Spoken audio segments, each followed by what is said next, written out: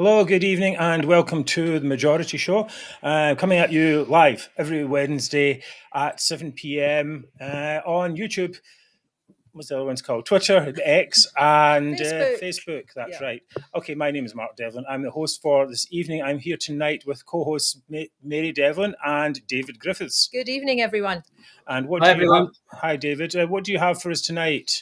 Well, tonight I'm going to be talking about how Scotland's public sector wage bill has become unsustainable and made worse by the growing number of staff at overseas Scottish embassies. Oh, Scottish embassies, terrible. Okay, David, what have you got?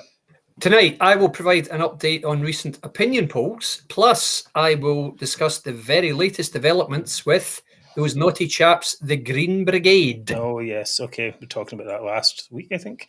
And I'll be asking the question everyone's asking, what's up with everybody's COVID WhatsApps? And, of course, we have Zoomer of the Week. All right. So all that and much more will be coming to you very soon after our titles.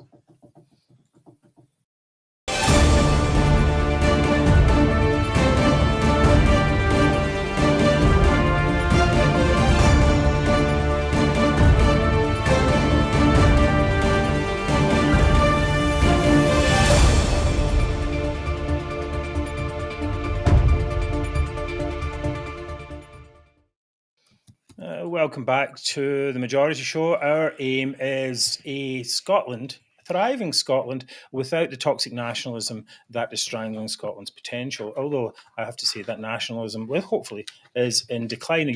As usual, a huge thanks to our friends at UK Union Voice and United Against Separation Facebook pages, from where many of you are watching tonight. I'm here tonight with co-hosts Mary Devlin and David Griffiths. David, we haven't seen you for a few weeks. How have you been? Been very well, thanks. Busy with the usual stuff, which is properties, football, of course, and of course, fighting with nationalists. Last time indeed. No trips anywhere exotic, sadly. That will have to wait until next year now. It's that time of year. It's not worth going anywhere unless you go very, very far afield. But I have been very, very heartened by recent opinion polls, which I'll discuss shortly. But that apart, it's all good. Health is holding up very well.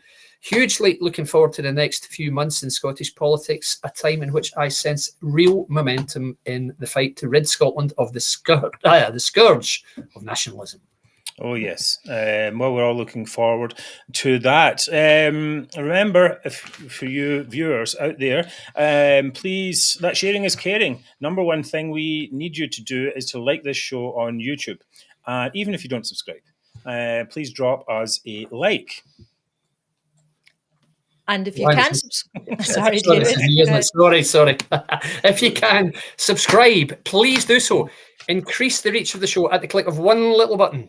That's it. So like is what we're looking for. And as usual, I'll be handling all your comments, so please keep them short and snappy, and I'll try to put as many up on screen as I can. Well, of course, all the comments are already rolling in. They are indeed. They are indeed. Okay, first news of the day. Actually, it's incredible amounts of news every day. So we've got a lot to go through on the show this week. So we'll try our best. Some things maybe have to deal with a little bit shorter than we would like, but just to cram it all in.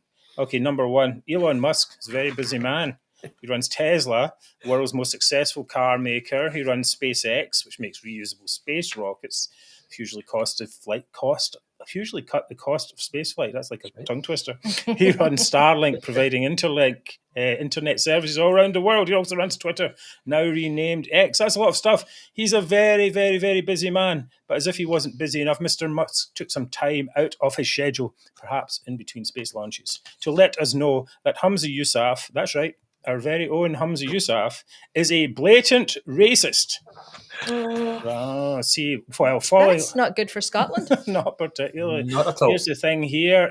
Actually, it started with this tweet from End Wokeness, which said, Scotland's First Minister Humza Yousaf openly despises white people. Why would Scotland's Parliament and King select a guy who hates almost 100% of the country? Which is a pretty good question. You can see down here, there it is. What a blatant racist. Now, this all comes, of course, from Humza's infamous white speech video. So let's have a look at that. Let's see. This is a shortened version of it. White. The Lord Justice Clerk, white. That might have been me. What happened to you? Well, sorry, as soon as I put the comment up, it seemed to stop. So really? Why don't we try that again? All right, let's try it again. Come on, Humza, you can do it. Come on. No, don't like it. Well, maybe it's a blessing in disguise. We all know the speech. We all have, right, yes. Well, basically, of course, as everyone knows, in the speech, Humza Yousaf decided to take account for all the people in the judiciary and so on who were white, and basically making a point of that. Now, I'm trying to get myself into the main segment of the screen here, but I can't do it. So we'll see how that goes in a minute. All right. Anyway, so at my count, the speech has been, if you look at the down here somewhere, it's been viewed 8.1 million times so far. And so now, basically, for people around the world, there we go, people around the world know Humza Yousaf. The only thing they've heard about him is that he has done this white speech. Have you any thoughts on this, David? Yeah, well, I think it is long overdue exposure of Yousaf's sheer ineptitude and his desperate clutching at straws and any passing bandwagon in an attempt to make a nebulous non-point, which is exactly what he did. And I think the fact that the world's richest man, probably the world's busiest man, took time out of his extraordinarily busy schedule, a schedule none of us, I think, could ever contemplate, to be honest, in terms of its scale, to call him correctly, to label him a blatant racist, speaks volumes for just what a dreadful job he is doing and just what an appalling, worthless individual he is. I think this could not possibly be worse publicity for Scotland, for the SNP, for the nationalist cause, and for Yousaf himself. It is dreadful to think that an individual such as this, of such low caliber, is leading Scotland right now. My goodness, terrible. So yeah, it's great that Elon Musk spoke out, and I'm delighted he did. So thank you. Yeah, I mean, I of course, the main point that people make is, well, what do you expect? The country is 98% or whatever it is, white people. So is it really a surprise that so many people in positions of power are white? But, you know, there's a few cracks in this problem. It seems to me actually to be very selective. He takes a very narrow amount that they have a very narrow field, the judiciary and the police, and says this is indicative of the whole of Scotland. He doesn't look at stuff like, well, what about football players, for example? Now, if you look at the Scottish League, you probably know better than I do, David, or certain teams like even Celtic, for example, you know, many of their players, their best players are from Japan. They're not white people, right? Are Japanese people white? I don't know. I don't think so. They're not classed as being white. And I mean, I'm sure there are plenty of other footballers you could point to, or we could talk about business, in which case there are many successful, wealthy Asian families. For example, Anna Sauer is a good example. They come from family, and Humza Yousaf himself, while not being, I don't think comes from a particularly wealthy family, went to private school and so on. Right? It's not as though, is he being excluded from society? This is the question. And of course, ultimately, you can say, well, he was... he's the First Minister of Scotland. It's a top job in the country. Right. So is that really a sign of exclusion that he was, first of all, when he actually made the speech, he was an MSP, right? Which is, again, you know, in the top part of the country. And then he was promoted to First Minister. So it kind of blows apart his whole case. This selectivity that just seems to be, and of course many people talk about the venom, which he says white and so on, and it just seems, it's definitely, in my opinion, I believe it to be a racist speech, because it's using race to make a political point on a false assumption. Absolutely right. If you make a judgment about some people on the basis of their skin colour, what is that from racism, really? Mm-hmm.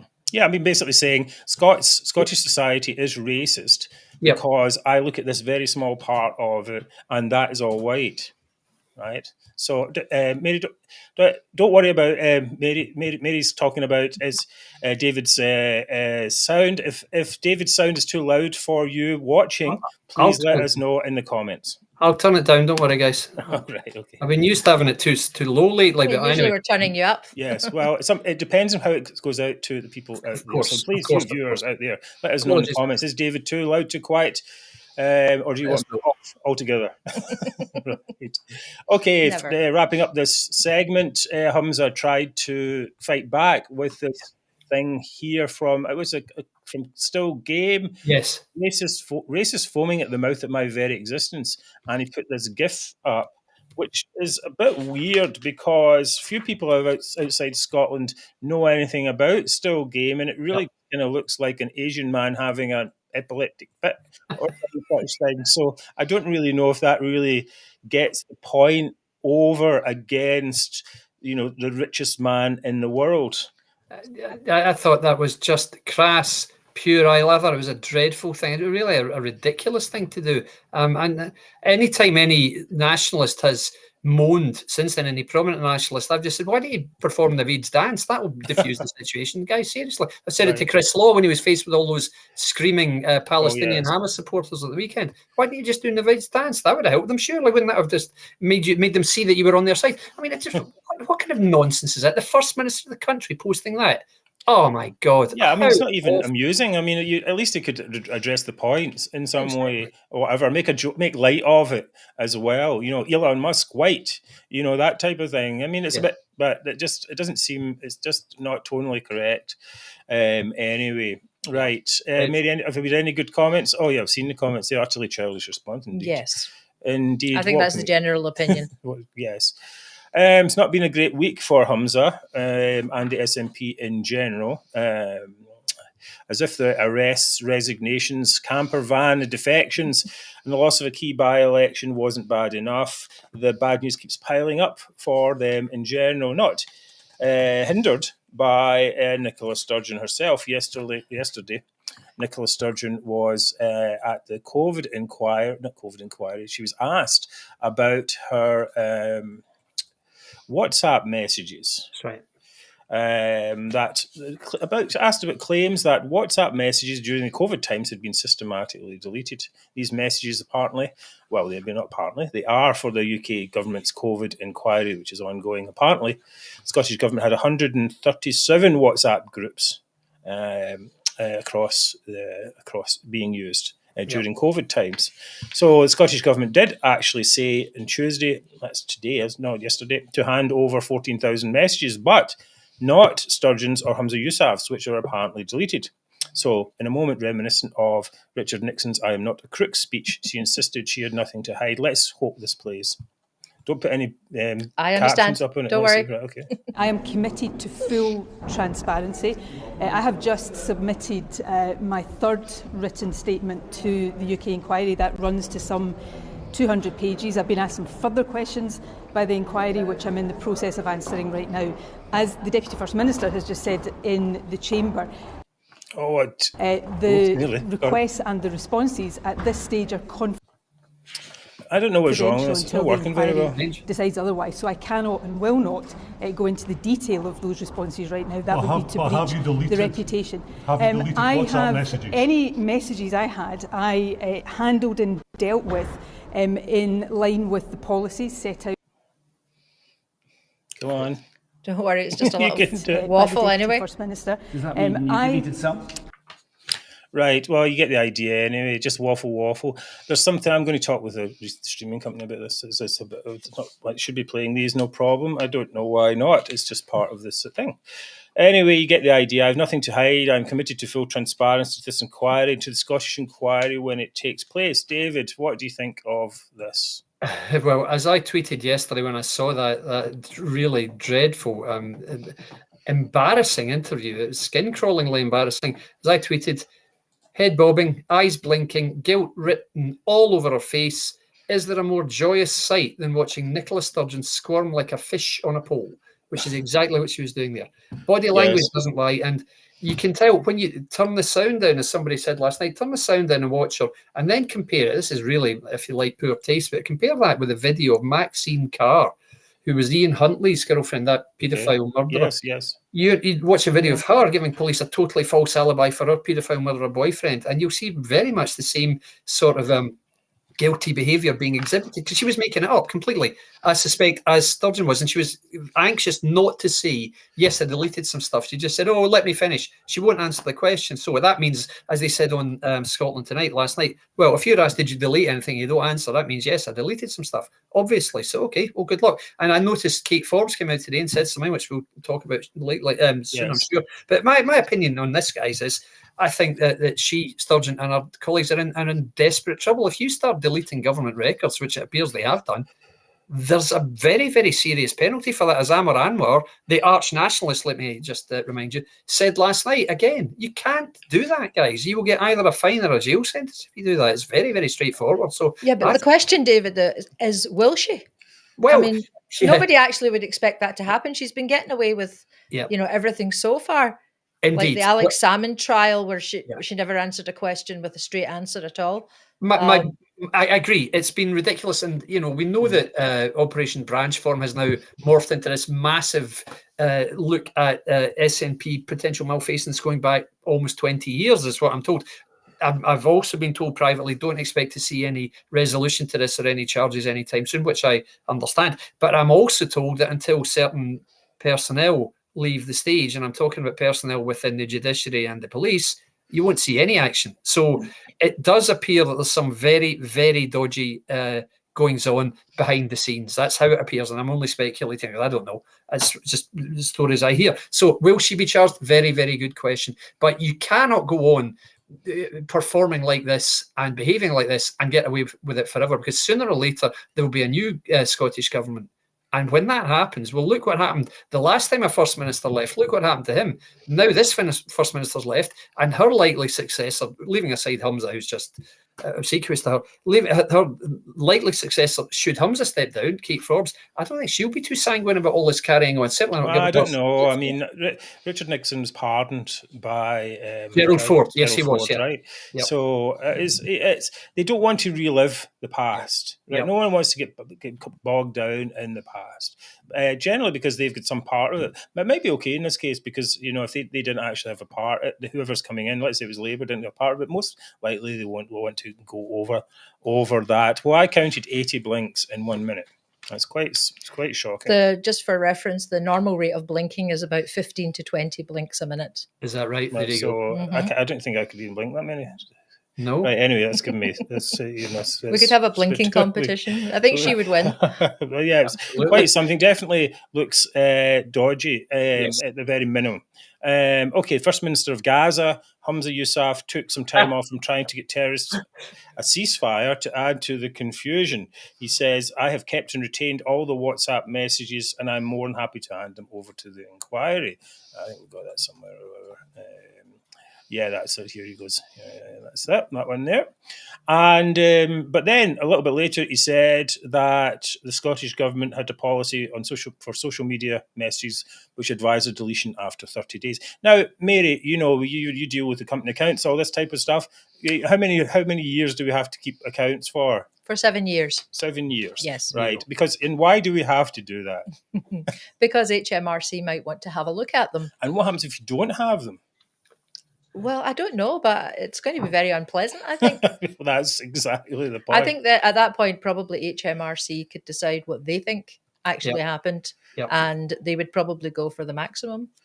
Right. Especially if they thought, if you didn't have a good reason for not having the financial records, if you said something like, well, my house burnt down and all the receipts were in there, that would probably be acceptable. But if you say, well, you know what, I deleted everything. Well, I think that would be unacceptable. The dog ate my WhatsApp messages. Indeed. That kind of thing. Jason Leach, who your pal, you met him in the train, didn't you? I did. I had a very, very convivial chat with him. We follow each other on Twitter. He seems, in the flesh, he's certainly a very pleasant guy. Seemed straight.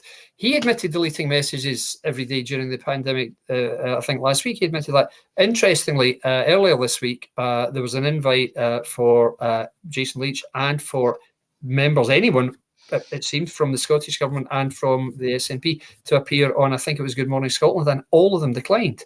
So obviously the message has gone out. For God's sake, don't go on this show and don't say anything. Don't dig yourself in any deeper right now. And it was obvious yesterday when you saw Swinney interviewed also. He wouldn't talk about deletions at all. The only person who did, as we said, is Kate Forbes. She said, I haven't deleted anything. Nothing at all. Why would here's Catherine saying it's very muddy. I think the Scottish Government 30-day policy on deleting messages was advisory, so they could do what they liked. Why do they have any policy on deleting messages? Exactly. Why would you? It's ridiculous. Anyway, I mean, these messages don't belong to those people. That's the thing that they don't seem to understand, or they do understand.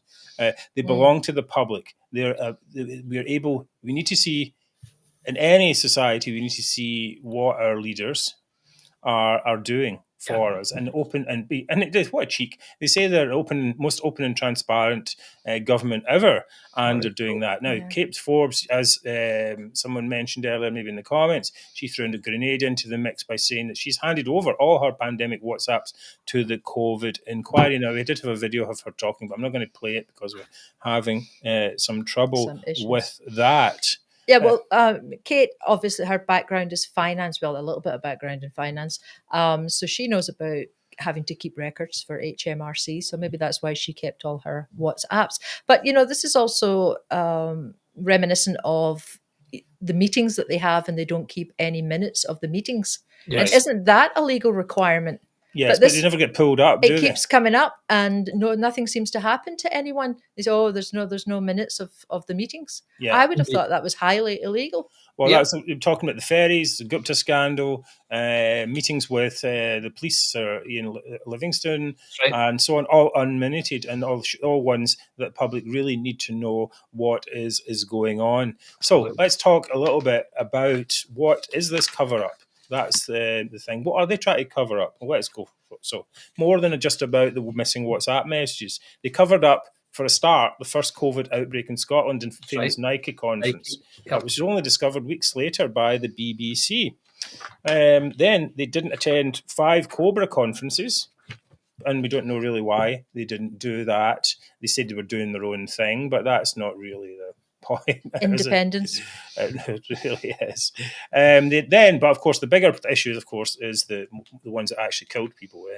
Tested elderly patients, found out they had COVID, and then, unlike the rest of the UK, they sent them into care homes. To cover that up, they suspended freedom of information requests. The only country, or the only area or region, whatever it is you would call Scotland, in the Western world to do so. And then, to make matters worse, they replaced guidelines that were about the moving of those patients with new ones and removed the old ones as well. They put out false care home death numbers and freedom of information requests, and used Public Health Scotland to claim that the care home decanting, it was called, had no impact on care home deaths. Now, you remember Public Health Scotland were also the ones that were producing reports about the minimum unit alcohol pricing. Yes. Mm-hmm. Right. So what we have a situation here is where the Scottish Government is working with its bodies, its third sector partners, to massage numbers to its own benefit, which is, of course, a form of corruption as well. Worst of all, she stood up on a platform every day for a year saying the UK government had done worse, when in fact all they really did was offload their own personal responsibility for the pandemic by copying what UK government had done and implementing it 2 weeks later. Mm-hmm. And all of that was not done on any formal advice. Apparently, there were freedom of information requests to say, well, what advice were you using to make these decisions? They couldn't find any, which means that a lot of this, a lot of the communications and decisions were done through informal channels. And that means WhatsApp messages and unminuted meetings. And we don't know, we don't have any trace of what happened. And these are serious issues, right? With government, by WhatsApp, they were winging it and not thinking that they would get away with it. I think that's what it comes down to. David, what do you think? Yeah, I think that's exactly right. They think they can get away with anything, mainly because the chief Lord Advocate is a member of the Scottish Government's cabinet. So there's that. We know that Livingston, before he left, was implicit, dare I say, in some of the decision making. I keep being told that while he's involved, while he was still in the picture, nothing would happen with pressing charges or bringing charges against anybody, as it duly turned out. I think there is the stench of, shall we say, conspiracy That's what it looks like. I'm certainly not making any allegations here, but that is very much how it appears. It looks like the Scottish Government think they can get away with any behaviour, any appalling behaviour, any lapse of protocol, any breach of regulations. That just looks like they can come out and say, no, I didn't do it. No. Well, they were riding so high in the polls and so on. Before, they probably thought they were untouchable. But what we have basically, what appears to be, is that they've been running a shadow government in the shadows, right? So that they want all the benefits of a government, yet they want none of the disadvantages or responsibilities, let's put it that way, that is incumbent upon them to do that. And this has been, I suppose, it's a theme all the way through, isn't it? That they want the power, but they don't have the ability to use the power. And we can talk about their incompetence and their inability to do things, build ferries or whatever it is. And they're just completely incompetent because they're not interested in that. They're only interested in power for its own sake, I think, in maintaining their positions, and not interested in their actual responsibilities that come with it. Competent governance at all. Indeed. Agreed. Now, an interesting point to bring up about the WhatsApp messages is that the WhatsApp messages can be retrieved. I don't think so. No? Well, bear in mind, they can be removed from handsets, but they're not removed from servers unless you've got somebody who's got access to the server. So my understanding is they can be retrieved, but I think you have to go to, is it Meta, Facebook, who own WhatsApp? Yes. You'd have to go to them and make a request for it. So whether the government could go there, it may be possible to get messages for purposes of law enforcement or terrorism. Yes. So that is a possibility. Mm-hmm. But all messages are end-to-end encrypted. That's the first thing it says on there. That's so you've got encryption and so on, but it's still possible to do that. I mean, I'm sure they have I'm not actually sure they have their ways, but if they were motivated enough, and that's a big question actually, how much motivation the UK government has to get to the bottom of this and to actually punish them, they may think, oh, it's not worthwhile.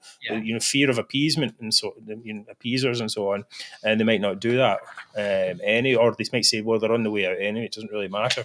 Okay, I'm going to have a short notice on Ash Regan defecting to Alba. The case of jumping out of the frying pan into the toilet. Arch Indie nutter Ash Regan decided to deflect to Alba, or Alipa, if you want to call it that. If you wanted to have a P in it, put the letter P in it. That's what I say. Okay. Anyway, David, you must have some thoughts on that. Well, I mean, my big question with Ash defecting is, who gets to keep the Independence readiness thermometer? Does Ash get to take it with her?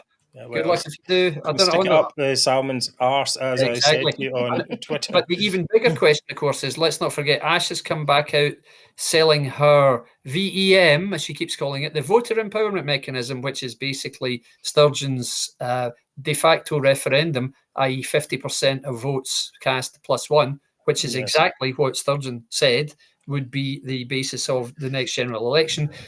Although SNP conference passed a motion saying that the winner of the election, the next general election in Scotland, although there is no winner in Scotland, it will be the party gaining most seats. Ash is still pushing her VEM. So good luck with that, Ash. My question is, are the SNP going to say, no, we own the intellectual property rights? That's IPR, Ash. Or are they going to say, no, have it, please take it? Yes. Well, that is, I don't know. There's not really much to be said about the bunch of, the less said about them, the better. They're not serious. They're run by a self-admitted groper, and they're just, it's like, come on, try and do something. They've got a ridiculous plan, 50+1, and we'll do UDI. It's just nonsense. And if you actually look at the policies, I urge you, actually, viewers, to look at their actual manifesto, and you just look, it's nuts, absolutely nuts. Exactly. Okay, I mean, 40% tax on luxury goods for a start, and stuff like that. I don't know. And can you imagine what foreign policy would be like in the current situation? Absolutely. I dread to think, really. Dreadful. Right, okay, as I said, that was just a short segment. We need your help. Huge thank you to everyone who's donated to the show. Keep it going. We're actually in episode 90, would you believe? It's quite a lot coming up in a few weeks. We'll have 100 special edition. Don't know, nothing planned for that yet, but maybe something good will happen in the news that week. If you're watching the show on YouTube, please do leave a super thanks or super sticker donation, and we'll try and put that on the screen, although it's not that easy to do. As well. And if you're not on YouTube, please go to the Majority website where you can place a monthly or one-time donation. Yeah. Yes, thank you to all those watching the show who are regular donors, and to all of those who enjoy the show but are not regular donors. We really do need your help to keep the show going. We have monthly costs for software, equipment and bills, etc. So please think about making a regular donation. It can be anything from £2 a month. So anything you can donate really helps to keep us going. Thank you. Right, everything helps. It really does. We'll be back in a second. Dave's going to talk about opinion polls and the Green Brigade.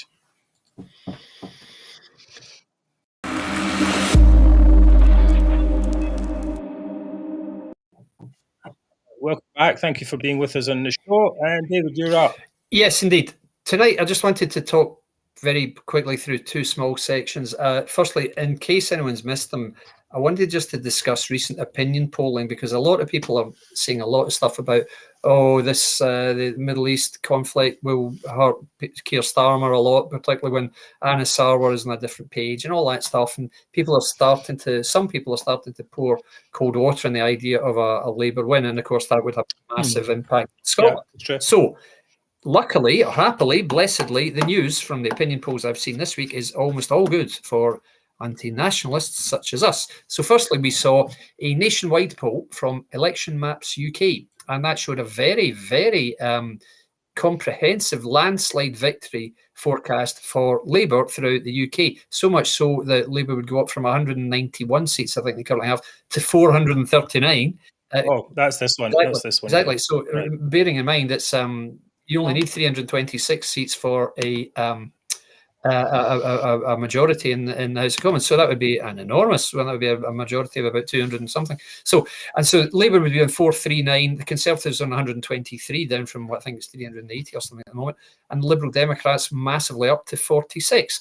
Very interestingly for us in Scotland, languishing way behind, came the SNP, down from 48 seats to 19. Now, in relation to Scotland, I would say this figure is entirely feasible, because we know that the SNP and Conservative vote shares will both fall sharply. Opinion polls make that abundantly clear. That's going to happen. Yeah. Absolutely.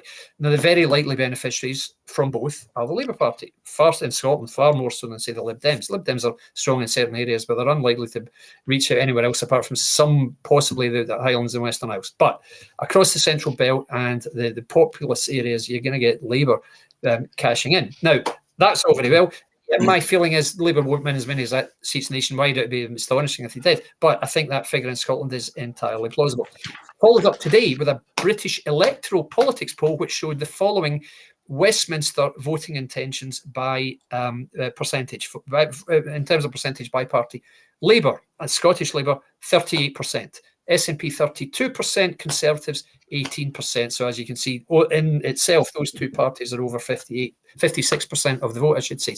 I like the picture they've chosen for this one. I know. Yes, lovely. It's quite very nice indeed. Yeah, indeed, I like it. So, but this is the first, interestingly, guys, this is the first Scottish Labour lead in a Westminster opinion poll since 2014, since the year of the referendum. Oh, right, okay, that's good. These figures, especially if allied to a nationwide swing throughout the rest of the UK to Labour, would see the SNP relegated to a very distant second place in Scotland. If they get only 19 seats, Labour's bound to get at least 28 at the very lowest. So this, of course, would ridicule the very idea that the SNP can take any number of seats and descend in Westminster following the election and say, right, that's it, we want to begin negotiations for our exit. Look, guys, just forget it. It's not going to happen. Not going to happen. What do you reckon, Mark? I don't know. My notes have disappeared, but anyway, I'll try and remember what I was going to say. I think the thing's astonishing to me was another poll was released today that said that 55% of SNP voted, 55% of people who voted SNP in 2019 would still vote for SNP. I mean, come on, really, isn't it? There's a whole litany. I mean, we go through it every week. Yeah. We've had 90 weeks of this, and before then, many scandals, incompetence, grift. Just now corruption, deletion of messages. I mean, how when are you going to give up? Already, it's like 55%. That's only half. It's true. So, you say that, guys. So 55%. Half of them at the moment are saying they would still vote for them. Yeah, half of them would still. That's only bear half. in mind, though, guys. Bear in mind, though, and I like you. I question how anybody could continue voting for the SNP. But remember, a lot of people stick to their chosen party for years, if not decades, in Scotland. Eventually, something tips them over, but it does take a long time to get there. But in terms of 50%, if the SNP loses 50% of its votes, remember at the last Holyrood election, the last big vote we saw in Scotland, the Labour and Conservative won approximately 600,000 votes each, and the SNP won 1.2 million in the constituency vote. If the SNP loses half its vote, that means they're down to 600,000.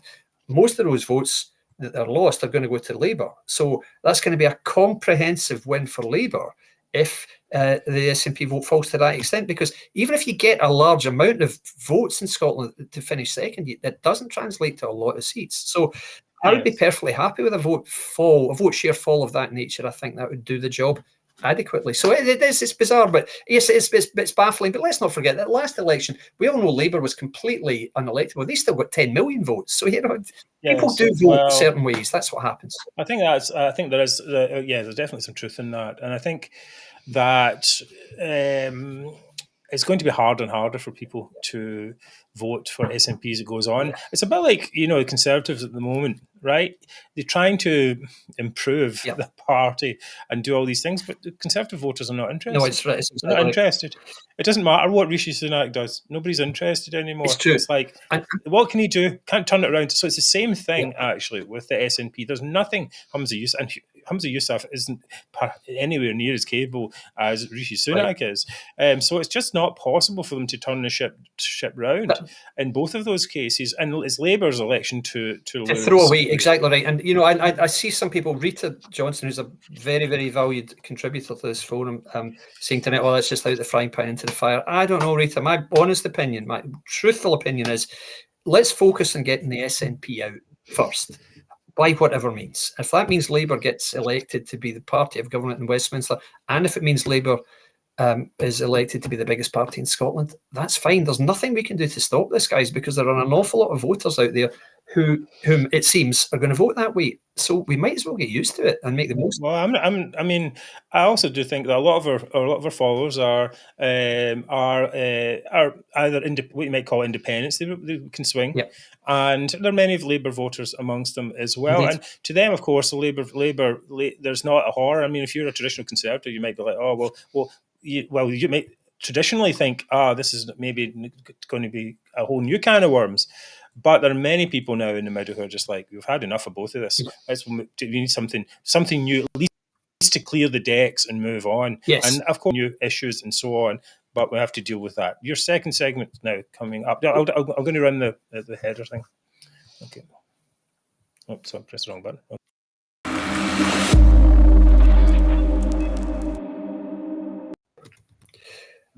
Yeah, second segment, just to touch on it briefly, because they're back in the news again. I know we spoke about these guys 3 weeks ago, I think it was. I just wanted to say a few words about the supporters group that is currently shaming Celtic Football Club, and that's the Green Brigade. This week, the club has, if you like, belatedly taken action by banning Green Brigade members indefinitely from attending the ground and watching games, following a series of transgressions. And this comes after the Green Brigade flew Palestinian flags at a Celtic game at the weekend for the third time since October the 7th and the Hamas atrocities, in blatant disregard of club instructions. Now, interestingly, the Celtic Football Club statement today made it clear these sanctions were not simply a result or a reaction to the display of Palestinian flags. The statement listed several incidents, like the use of pyrotechnics, which is fire, effectively, at a match in Rotterdam against Feyenoord a few weeks ago.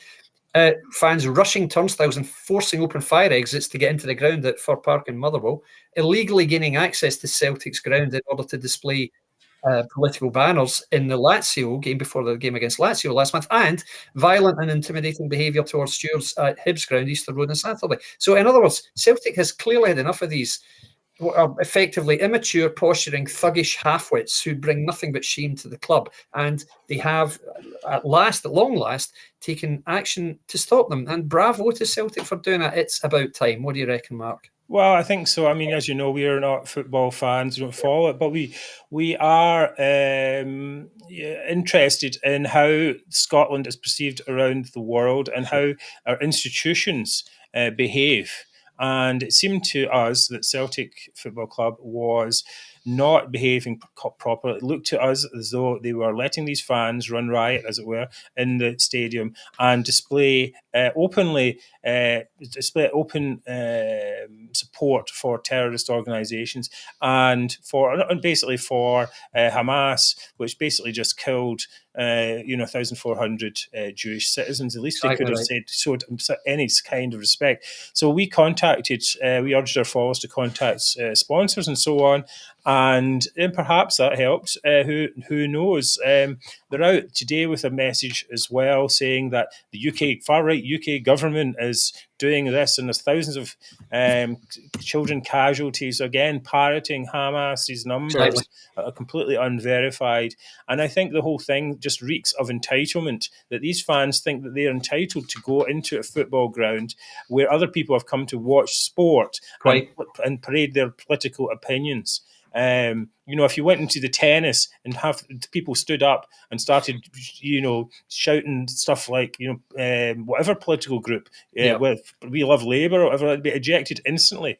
But finally, the club has taken action. And by the way, if Rangers or any other club did this, they would be very much as well on their case. But interestingly, I worked out that, say, there was 200 fans, they said they were banning, and that £600 a season ticket would be £120,000 in potential lost revenue. That is not a lot of money compared with the fines and the lack of loss of sponsors. So perhaps it's a commercial decision, perhaps there's more and the number of people who won't go to the games or won't buy tickets because they don't want to be involved in that kind of thing. We're seeing quite a few people actually saying that, so it's that's fine. But our issue again is not. Of course, there is this kind of Scottish nationalist, Celtic Scottish nationalist, IRA, Hamas axis, and I think it's trying to import other countries' politics into Scotland to make some kind of scene against the UK government in general, and it's really not on, I don't think.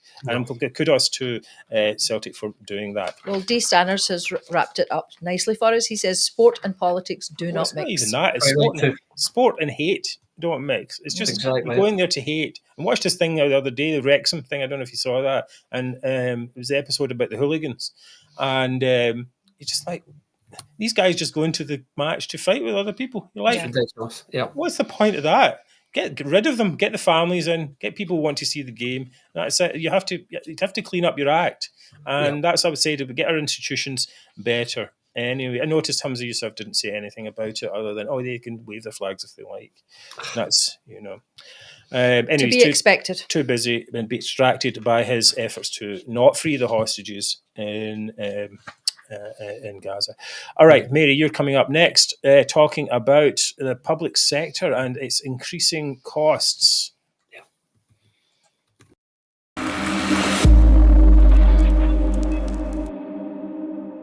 Is the Scottish government a worthwhile? Is good value, Mary? Is it good value? This is the question we got here. Scotland cannot afford to keep paying so many people in the public sector. Right. And this comes from Audit Scotland. They have warned that the SNP's massive public sector wage bill is making public services unsustainable. This comes after pay deals agreed for the current and previous financial years have ended up costing, are you ready for it? £1.7 billion more than initially planned. All right, okay. This is all just these a little pay bit deals. then. The SNP government have basically caved in to all the striking workers over the past 12 months, and it's costing taxpayers hundreds of millions of pounds. All those times when Humza Yousaf has been saying, we're not having strikes in Scotland. Yeah. It's basically because they don't know how to negotiate. Yeah, and they've just agreed to everything. It seems as if they've agreed to everything that they've been asked for. And guess what? They can't afford it. Yeah. So, and what's quite shocking, I think, is the size of the devolved public sector workforce has increased from 150,000 full-time workers back in 1999. It's now more than 245,000 in the current year. That's a 63% increase, nearly 2/3 that is increased in the last 25 years. So you have to ask yourself, what are these extra 63% of people doing? Well, they're supporting the aims of the Scottish government, whatever that is, because they want to keep their jobs. Of course, the main thing you want to do when you start such an institution like a government is to get as many people under your power as possible. And if you pay them, then they'll generally vote for you. So I think that's got a lot to do with it. I think that has something to do with it. Well, the Scottish Conservatives have come out and said that they don't want any new taxes being put on to cover this, to try and close the budget gap that we're going to have. They said our essential public services risk becoming unaffordable due to the widening black hole in the finances. And this comes, as we know, that the SNP are receiving record funding from the UK government. Yep. So, why is this even happening? Scottish Labour have said the SNP's financial mismanagement has left us with a budget black hole. We need a real plan from the SNP because this is a ticking time bomb. And we have to protect services and avoid compulsory redundancies, which is likely to happen if they just can't meet the payroll. Now, the Scottish Government, they've replied, they've said that they're blaming the extra 95,000 workers that are on the payroll and the 1.7 billion pay deals that they've just agreed to on a range of issues. They've said they're blaming, you ready for this? COVID-19, new social security powers, and the crisis in Ukraine. Right. Yeah, like that's got anything to do with anything. What a load of rubbish. First of all, COVID is over. Yep. So why, if you've taken on a lot of people to deal with COVID, then why are they still on the payroll? Well, that's true. They had that. It was like 80,000, or I can't remember. But a big number of people that they'd had for COVID and then they never get rid of. I mean, some people are still getting jabs or whatever now, but really, it's like we don't need hundreds of, like thousands and thousands of people to deal with this anymore. The second thing they said was the social security powers. I thought we hadn't actually taken on the added social security powers yet. So what does that mean? We've hired the people and they're on the payroll? And as Ron says here, they've all got gold-plated pensions as well as part of it. Which is even more of a ticking time bomb for the future. Yeah, absolutely. Yeah. And guys, what about the crisis in Ukraine? What has the crisis in Ukraine? What does that mean? Why have we got an extra 95,000 people on the payroll because of the crisis in Ukraine? Maybe it's to deal partly with the refugees, perhaps.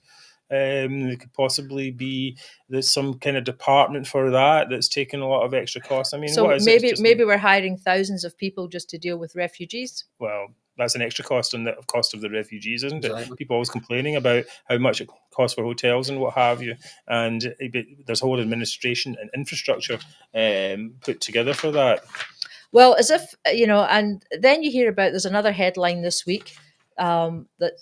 Just to confirm just how reckless the SNP are with taxpayers' money, staff at the SNP's foreign embassies have exploded from just 8 in 2016 to more than 50, and there's more being employed all the time.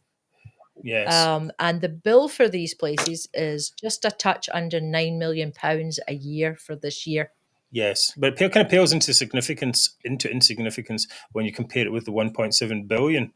In that case, I mean, 1.7 billion is quite a substantial amount of cash. And I mean, they think there's just a free money tree, that's it, or someone else is going to sort out the problems. Well, they don't like the idea of budgeting government anything. Just gives them more money. Yeah, well, that's part of it, isn't it? Yep, we've now got, just to be clear, we've 9 foreign embassies at the moment, Scottish embassies, and that's going to grow to 10 because we're going to put one in Warsaw. Warsaw? Mm-hmm. We've got one coming in 2026. It's a jolly for somebody, right? Warsaw. That's what that is. It's just honestly. Well, Nicola Sturgeon, when she started, she started one in Beijing and Washington, and they had 4 workers each. Yep. But now that would be 8, but now we're up to more than 50 people employed in these places. No, it's. I mean, you can understand some part of UK civil servants bringing in work and business into Scotland, but they're not interested in that. in the Scottish government. They could have a Tesla factory. Yeah. They could have had whatever it is, but they don't. Everything's going somewhere else because the basic point is that everything is so unstable. Because anyone coming here is like, well, what my tax situation going to be? Higher taxes What's because we're the paying for these employment people. What's the situation currency going to be in 5 years' time? Well, we don't know. Yeah. That's that type of thing, right? So it was. Well, these offices have obviously just been set up to put forward the idea of independent Scotland becoming an independent country, separating from the rest George of the UK. Folks has said that his attempts to close a lot of that down are actually taking fruit. So I don't have the article right here, but he is... The sooner the better. Yeah, he's been really pushing for that. And first of all, in the House of Lords and also in the various civil servant departments, including the Treasury, to say no spending on reserved areas. It's actually illegal. And he's been really pushing that quite well. So good luck to him. I think actually he's appearing maybe on Mark Zegfeld's Space tomorrow night. Sure. I don't know. Very good. You can look that up. It might be worth listening to to find out what he's got in the works. Well, it's, as you said from the beginning, it's not a surprise that any institution what seeks to increase its power and its funding. So they should have understood this at the beginning, that the Scottish Assembly would metastasise and would spread its tentacles, cancerous tentacles out across Scotland, taking money away from local authorities and also trying to grab power from the central government. And it needs to be reined in. And I mean, really, look at the state of the place. I mean, really, for God's sake, it's long overdue that at very minimum checks and balances are put in place. Right, Mary, that was a good section. Thank you for that. Okay, and thank you all for being with us tonight as we go through the horror show of Scottish politics, it says here. If you can, please subscribe to the show and leave comments on YouTube and the big like button that we really need. There are a few other things you can do as well. You can buy a T-shirt. This beautiful Abolish Holyrood thing. We have Abolish Holyrood mugs as well. We also have, you can also tell your friends about us, and you can do all of the above, which makes us happy. All of the above, which includes subscribing and donating as well. Coming up, it's the moment you have all been waiting for. It is the highlight of the week. It is Zoomer of the Week. Yay.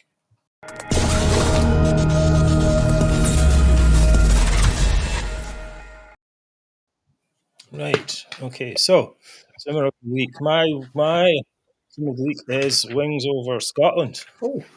Many said that the SNP is a cult, but it's still quite surprising to see it in action. Mm-hmm. Today, I saw by Wings Over Scotland. Now, who many regular viewers will know, blocked the majority on Twitter because he said we were too stupid. I was going to sarcastically call the Reverend Stuart Campbell, who runs the site, the cleverest man in Scotland. But he doesn't even live here. He lives in Bath. Somerset is a town, a bit like if they took the West End of Glasgow. I saw that they had a swan on the list the other day. Yesterday, they? I think they had it's to go and nice. chase. Oh my! It's a bit like West End of Glasgow and made it into a town. If it's got that kind of feeling in a way, it's very pleasant. But what did they do to deserve having a rabid Scottish nationalist in their midst, in their leafy lanes, grumbling about a country, hundreds of miles away? Anyway, Reverend, let's see if I can find this now. Anyway, today the Reverend wrote, there we go. Holyrood has made plenty of awful F-ups of its own on top of all the Westminster ones it has to try and patch up. Yeah, right. At least with independence, there would only be half as many arseholes making a dick of everything. He has a way with words. Yes, okay, a bit sweary, I have to say, yes. But I mean, okay, what kind of logic is this? We already have a Scottish Parliament and it's been rotten from top to the bottom. We'll start to the core. Top to the bottom, core to the outside and the inside. Every part of it is rotten. Let's start at the top. Alex Salmond indulged in inappropriate sexual activity at work by his own admission. Nearly got sent to the jail. Nicola Sturgeon's arrested for improper embezzlement or whatever it is. And a husband as well. I didn't even mention that in this notes here. The whole Scottish government appears to have deleted any evidence that might harm them. And you can watch the show to see years of incompetence, grift and failure. This isn't a government. It's a criminal gang. Quite. Yet people like Wing still think Westminster is worse. I mean, or that they could do better. Isn't it 14 years or 15 years of disaster? Years, Mark. Is it 16 years? Yeah. Isn't that enough? Isn't it enough to show you what disaster it is? What's it going to take for simpletons like Wings to understand that it's their own nationalism that lets them turn a blind eye to all of this? Let it die. Move on, for God's sake, you utter zoomer. And just enjoy your life in Bath. Fine, go do that. Do your own thing. But don't bother us. That's it. We've had enough already. Here. Right. Okay. That was mine. I think it's David. You're next. Yep.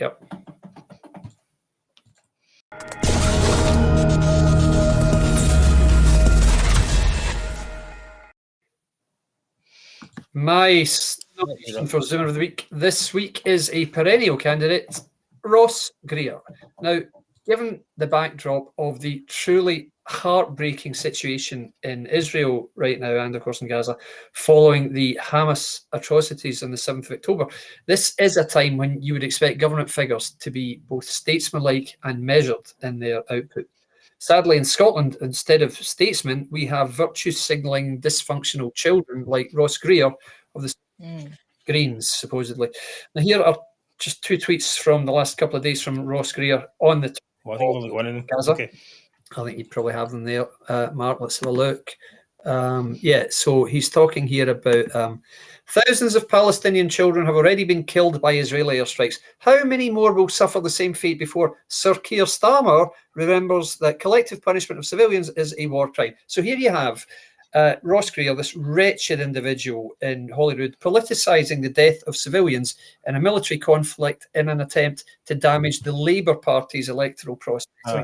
Utterly classless and crass as ever from this truly dreadful politician. And then later, I think it was yesterday, came this one. Yeah. I don't have the other one. I don't think. Don't worry. Okay, he retweeted video footage. This is horrific video footage. But it is, let's not forget, of Hamas propaganda supposedly showing footage of Palestinian civilians being dehumanized by Israeli forces. And in the back of this, Ross Greer tweeted, "Don't look away." Now, in other words, a member of the party which sits in government in Holyrood is eager to post what is undoubtedly Hamas propaganda in an attempt to further stigmatize Israelis, or to be more accurate, let's be honest, Jews. That's what this is about, in all honesty. That's what these attacks are about.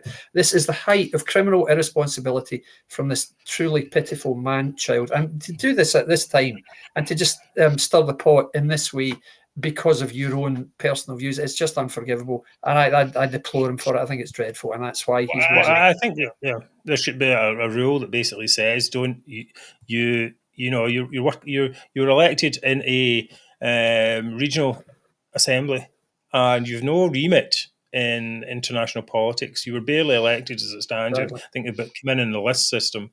It's like, what authority do you have? Who are the people behind you that are giving you the authority? They don't have that authority. Yep. So I think you can be ignored in that sense. But I do have a special thing. I did mention that to last week as well, that, there perhaps a special place in hell for people who uncritically parrot Hamas is unverified numbers, Indeed. And they're obviously inflated. And when you look at any of these strikes and so on, it's clear that it's not what they're saying is happening at all. Yeah.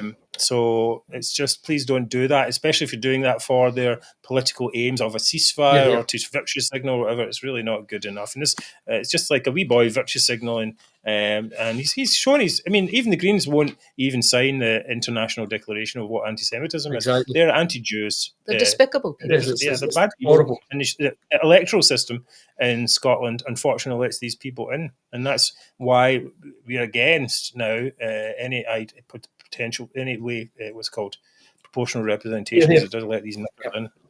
All right. Okay, Mary, you're up.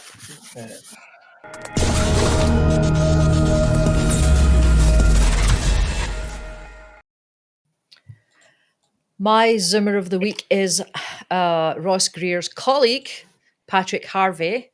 It's not as serious an issue as Ross Greer and what's going on in Israel and Palestine, but it is another instance of Patrick Harvie basically sneering and insulting hardworking Scottish business owners.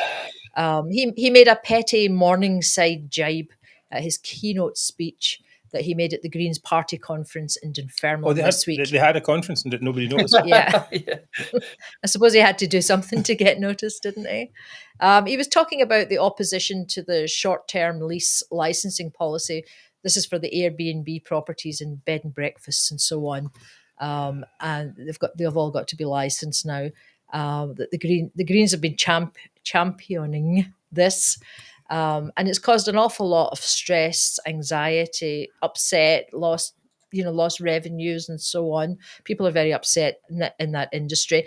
And he said critics of the SNP Green coalition are those whose hearts bleed for the oppressed landlords of Morningside. God, I didn't even know he'd said that. Yeah. So he basically finds it funny that hardworking people in the B&B sector have had sleepless nights because their livelihoods are being threatened. And he obviously knows nothing about the average landlord or B&B owner if he thinks that they're all middle-class, well-off folk who live in Morningside. Yeah. So Murdo Fraser, he's the Scottish Conservative Business and Tourism spokesman. He said Patrick Harvie's sneering dismissal of landlords tells you all you need to know about his party's anti-growth ideology and contempt for small business. Yeah, well, he's got form, hasn't he? I mean, the other one in Greer as well is you're saying they hate landlords. Remember you did that one before, Mary? Yeah, they think that property is theft, basically. They're communists. Yeah, well, of course, they'll be quite happy to get chauffeured around and live in big mansions at the government expense or the taxpayers' expense, I should say. Anyway, right, okay. I mean, I'll keep it short. Yeah, some quite hideous folk there. It could be Wings. It could be your own one there of Ross Greer, perennial candidate. It could be Mary's. Patrick Harvie, David. It's all very, very strong. Most people here, as you know, I'm always swayed by public opinion. Most people are saying Greer. So, because I'm such an arch populist, I hate picking my own man, but I'm going to give it to Greer because, to be honest, my feeling, yes, Harvie made a stupid snide comment. Wings is just a half-wit, as we know, a publicist. Ross Greer really, exactly. Ross, not even a quarter-wit. Quite quarter-wit is right, an eighth of a wit, yeah. But if wit was shit, he would be constipated, as they say. So no, I think it has to go to Greer. You don't play about with situations like this with crass remarks. You just don't do that, and it just shows his callousness and his unfitness for public office. So you win, Greery. Yeah, he wins often. Yes, unfortunately, he's the champ. Yep, indeed. Yeah, yes, he's the Zoomer champ. Indeed. Right. Okay. Well, thank you for being with us on the show tonight. Leave you with the thought of the week, which is actually more of a question this week. Oh. What is the most annoying failed nationalist slogan? You yes yet? Independence is inevitable. Yeah. Independence is normal. Yeah. TikTok. That's the one I hate most. TikTok. I hate that most. Or believe in Scotland. Okay, please answer in the comments and remember to subscribe. We are so happy to have you all with us on the show every week. Scotland's #1 politics chat from pro-UK perspective. We will see you all next Wednesday, November the 8th. And please introduce a friend to the show if you think they may enjoy it. Until then, it's good night from me. It's good night. Good night, everyone. Yeah, indeed. Thanks, everyone, and we'll see you next week. And thanks for the comments. And please don't fall out in the comments, guys. We know you have different views, but we're all here to stop nationalism. Let's never forget that. That's right. That's okay. So thank you, everyone, for your comments. See you all next week. Take care. Cheers, bye everyone. now. Bye bye.